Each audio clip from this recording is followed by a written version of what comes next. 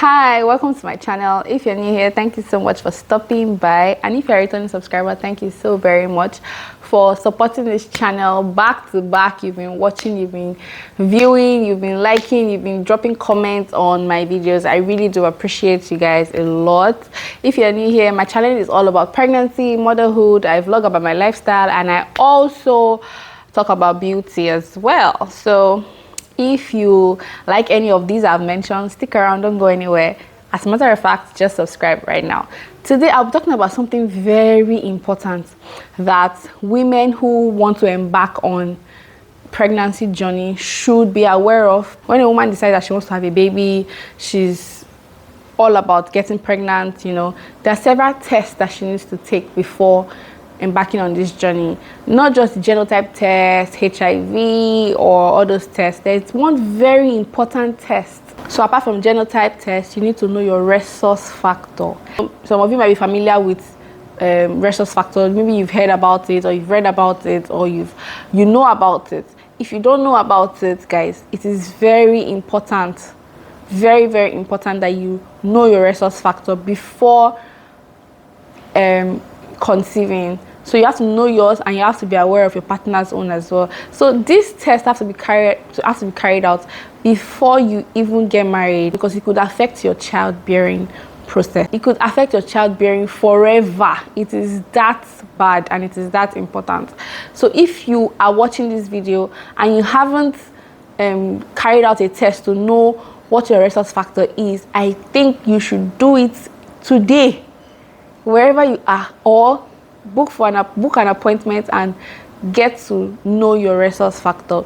So if you're a woman and your blood group is negative, maybe O negative, for example. I'm O negative, guys. Yes, I'm O negative, and I think all my siblings are O negative. Yeah, so I even knew about all this before I even got married and before I started having babies. I knew about it even before I went to the hospital. They carried out tests and they found out that, oh, I was O negative. I already knew my blood group, my genotype. I already knew my status, okay? So they carried out this test and they found out that I was O negative, and they said, oh boy. So I was like a special patient. We were just like three. As at the time I was pregnant with my first baby, we were just like three that had rhesus negative, let me put it like that here. And they were treating us so special, not special in the form that they're giving us special food, or they were helping us carry the baby or carry the belly or carry the pregnancy. No, special in the sense that they were always keeping track of our records, like, okay, because we needed to take jabs, we needed to take injection. The name of the injection is called Rogam. I think I still have my card. I'll look for it somewhere. If I can find it, that's fine. I'm just going to leave a picture. If I can't find it, I'm sorry, guys. So this is how they explained it to me. Yeah, so because I'm O negative and I got married to an O positive man, if that came out right, yeah, if the baby in my womb is O positive, whatever positive, rhesus positive, let me put it like that, yeah, I have antibodies that would fight that baby, and that means that I could lose the baby, or the baby can come out having issues, or just like that. It could be worse. Okay, so that's the reason why they give this jab. So if my baby is rhesus positive, my antibodies would see the baby as a foreigner. Do you understand? I want to fight the baby. Like, what's the baby doing inside my body? This baby is positive. This baby has to be negative. I mean, do you understand what I'm saying? If you guys can get it. So that's what the antibodies do. So if you don't know your rhesus factor, you will keep blaming your village people. You will keep thinking of negative things. Your mind will just be flying here and there. Oh, maybe it's from my village. Oh, what people? Oh, my ancestors are at my neck again. Oh, it is not. See, in the past it was like that. That's why I think when I used to watch all these Nollywood movies in the past, yeah, that they would say the woman has lost all her children, or just one child left remaining. It could be all these things that was happening that time, but they were not aware of it. Okay, for example, genotype, you know, SS, sickle cell, you know, it could be at that time who had the knowledge of, oh, go and check yourself whether you are a sickle cell patient or you are not. You know, they just get married. Some of our parents that time, they even arranged their marriage. They don't even know the man that they're going to live with. They just come, marry them, and they go with the man. They don't even know their blood group. They don't know their genotype. They don't know the man's blood group. They don't know the man's genotype. They just go, they start making babies, and then when the babies start dying, they start saying that, oh, hey, maybe it's my ancestor, maybe it's my village. Some people will say, oh, hey, why is God punishing me? Because they were not aware of this. Thank God for science and technology now. We're able to know that, okay, these things actually affect childbearing and pregnancy. Okay, so it's always good for you to check your rhesus factor before you get pregnant, yours and that of your spouse. You need to know if you're rhesus negative. Please, there are jabs that you need to take. Go to the hospital, they'll carry out this test and they'll tell you exactly what you need to do. Okay, what I heard was, or what they told me at the hospital was, first babies are not really affected. Yes, I took it, you still need to take it for your first pregnancy, but they're not really affected. Subsequent babies, if for example you want to have 3 babies, the second and the third baby, or even 4 babies, how many babies, whatever you want to have, the second to the last baby that you want to give birth to might be affected. So the baby who is not affected would usually suffer from jaundice. I know most of you will be like, jaundice, that's true. Well, it's not, I'm not saying that 100% facts rhesus negative causes. If your baby had jaundice, that means you're rhesus negative. No, there's some rhesus positive mothers that their babies have had jaundice. But I'm just saying that this could be part of the reason if you are rhesus negative, why your baby is suffering from jaundice. You guys must have heard about jaundice. It's like the yellowing of the skin and white of the eyes. So you see the eyes yellow, like they put the baby under lights, or our mothers will carry the baby outside for that early morning sun, like 7-ish, they're about like 9, you know, and then put the baby under, they carry the baby under the sun. Kudos to all the mothers out there taking care of their children who just had babies. It is not easy. It is not easy at all. May God bless all the mothers out there, aunties, mother-in-laws, sisters, people who help new moms. Apart from jaundice, the baby could also come out not sucking well. So sometimes you hear some mothers say, oh, my baby is not sucking well. I don't know why my baby is not sucking. My baby does not like breast. My baby does not like this. It could be as a result of this. I'm talking about the rhesus factor, okay? Apart from jaundice, the baby is not sucking well. The baby's blood level will be low. So you see some newborn babies come into this world. They are tear-rubbers. They are not Belgium. They are tear-rubbers, shakabula like this. As a tear-rubber like this. No mistake. God has created them perfect. You know? So, they come and they are supposed to be sweet. But then you now see that the baby has low blood count, or the blood level is low. This could be part of the reason. And as a result, something might happen to the baby, God forbid. So it's always advisable for you to run this test, go to the lab, go to the hospital, talk to your doctor about it. So like I said earlier, for firstborn children, they're not usually affected because it will take time for the antibodies to build up. It will take time for the antibodies to appear. It will take time for your antibodies to develop. So firstborn children are not usually affected, all right? However, if a mother becomes sensitized because of miscarriage or abortion in the past, her first live birth may be affected by rhesus incompatibility. So, for example, probably you've had miscarriage before, or you've done abortion before, which is not good though. But you've had miscarriage before. Now you are now pregnant. You now have this baby. This baby comes out safe, sound, sweet, and all that. That might be affected because that is not your first pregnancy. I don't know if you understand what I'm saying. That is the second pregnancy or the third pregnancy or whatever. Do you get? So because you've been pregnant before, maybe there was a miscarriage or something happened and that one passed, your body has started building these antibodies that would eventually now fight the babies coming at the back that are not positive, that are resource positive. I don't know if that makes sense. I think it does make sense. It does make sense, right? That's the best way I can explain it. So now about the jab that they will give you at the hospital. It's very painful, guys. That injection, my God. I've not taken any injection that is as painful as that, because it's me. Doesn't mean that when it's you now, to everybody with their body, okay? I have very low pain threshold. I don't even know how I keep having babies. I keep doing some very strange things because my pain threshold is very low. But then that injection, when they prick you at first, it doesn't hurt. Later, when you now go home, that hand will be heavy. It will be so heavy, like you cannot even raise it.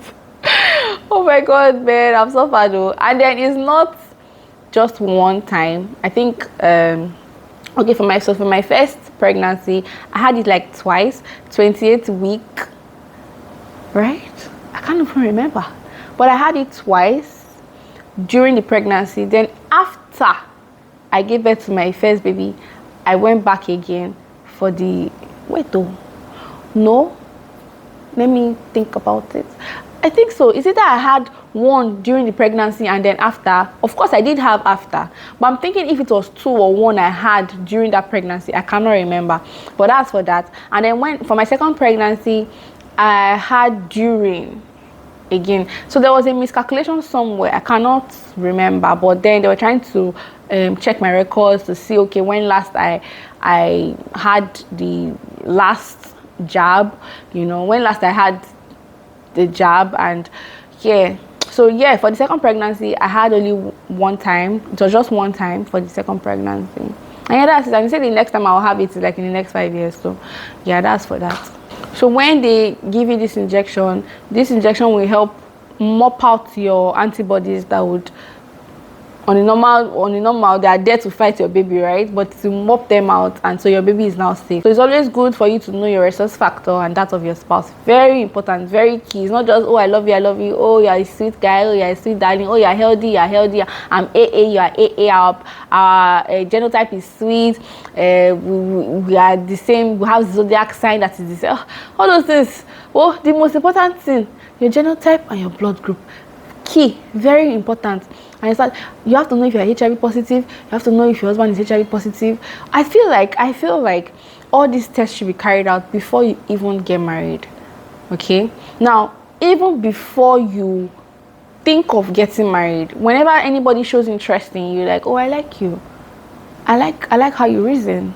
I think we connect in some sort of way. I think we should end up together. At that moment, you start saying, okay, what is your genotype? It is not bad. I even feel like some people ask that question on the first date, which of course I feel that's too forward. I feel that's too fast, because you don't even know if the guy like you or the girl like you. You go just go date, say, what's your genotype and your blood group? Well, I wouldn't blame people that do that, because I know quite a number of persons that they've been out of several relationships because of this.